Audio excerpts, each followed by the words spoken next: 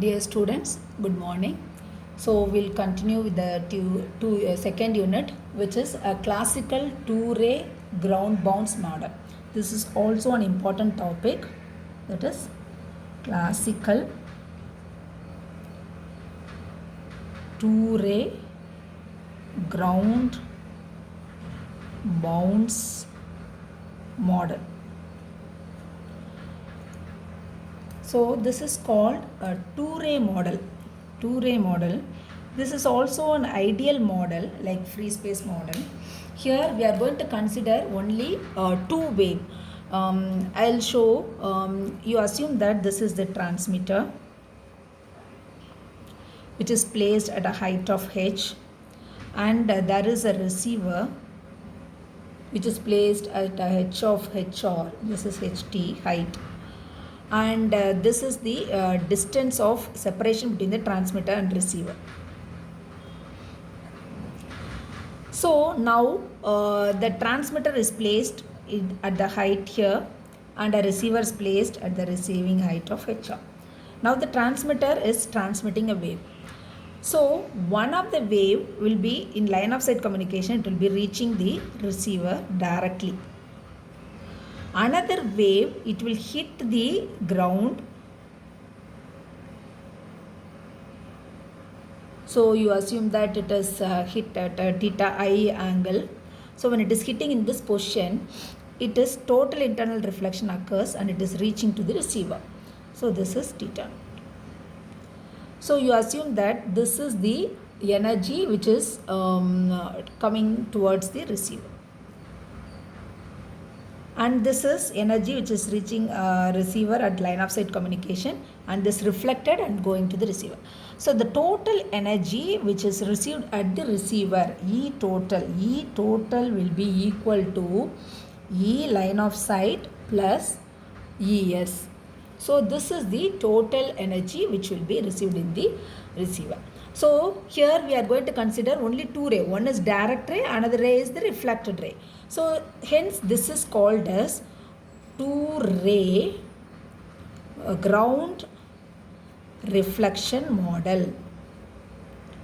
See, actually in the practical case, we cannot have a waveform which is exactly two-way. This is a understanding purpose. We are considering this two-ray model and you are analyzing how it is happening. So now from this graph, from this diagram, we will know that the energy received, total energy is equal to the energy received because of line of sight plus the energy received from the reflected thing. So this reflection of signal is occurring at a distance, a reference distance of d naught. You assume that. So then in that case, the energy received at a distance of d with a time duration of t, then you will get the energy E naught d naught by d cos of omega c t minus d by c.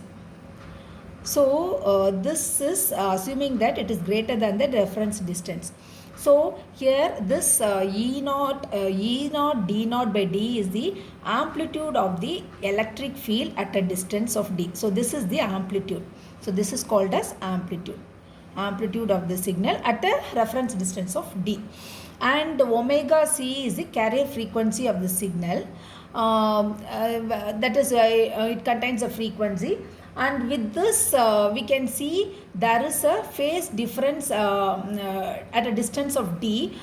This is because of the reflection. Okay, so this has to be analyzed. So now if a signal is coming from a direct path at a d equal to at a d distance, then you will assume to be d dash. And the reflected path after reaching a distance d, then it is assumed to be d equal to d double dash.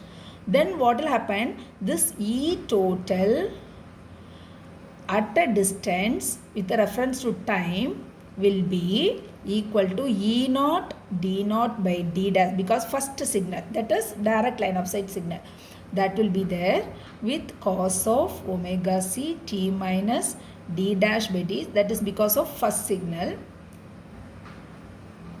and then what happens, it will get added with that of the reflected signal. So reflection coefficient with E naught of D naught by D double, because this is represented as D double dash.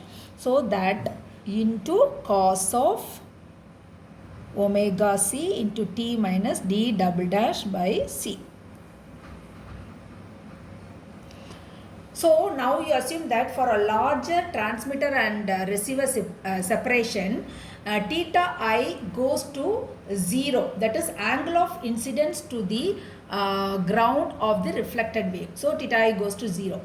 Means that the angle of incidence is towards the ground of the reflected wave. And the eta reflection coefficient is equal to -1. That is perfect horizontal E field polarization, and we are getting the maximum ground wave reflection.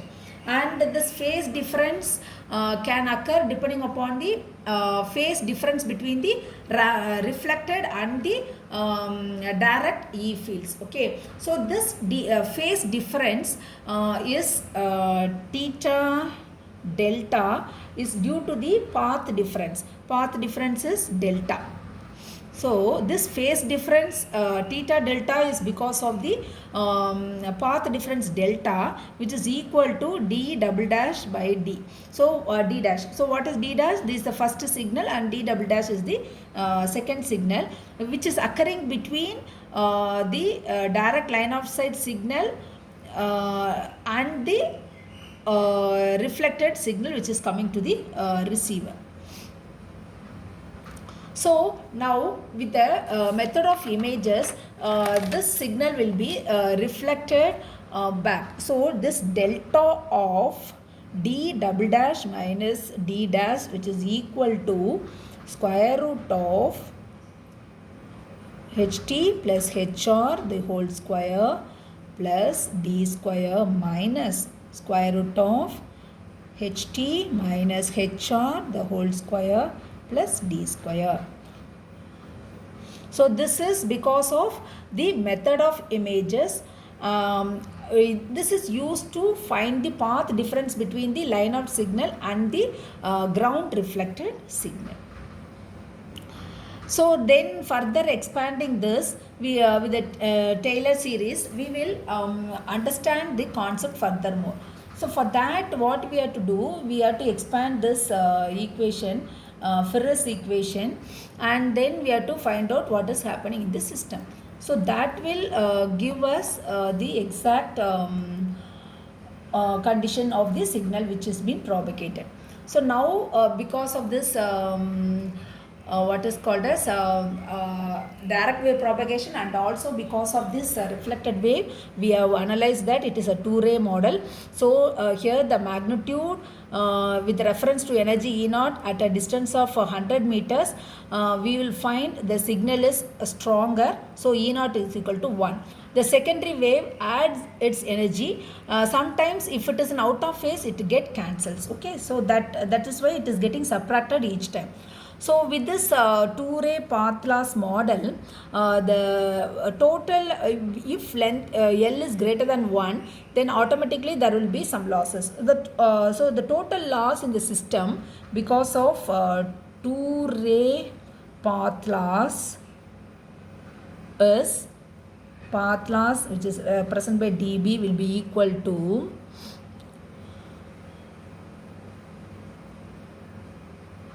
40 log D minus 10 log of GT plus 10 log of GR minus plus 20 log of HT plus 20 log of HR.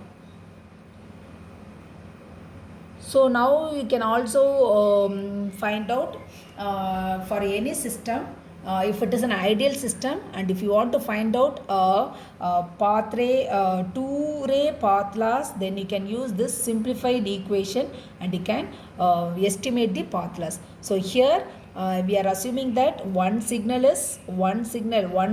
in line of sight communication with the transmitter and receiver, and another one is touching the ground and reflecting back, and both is been added, and then we are finding out the total energy. If it is in the same phase, it will get added, then method of images and Taylor series would be considered, and finally this is the equation which is used to estimate the two-ray path loss model.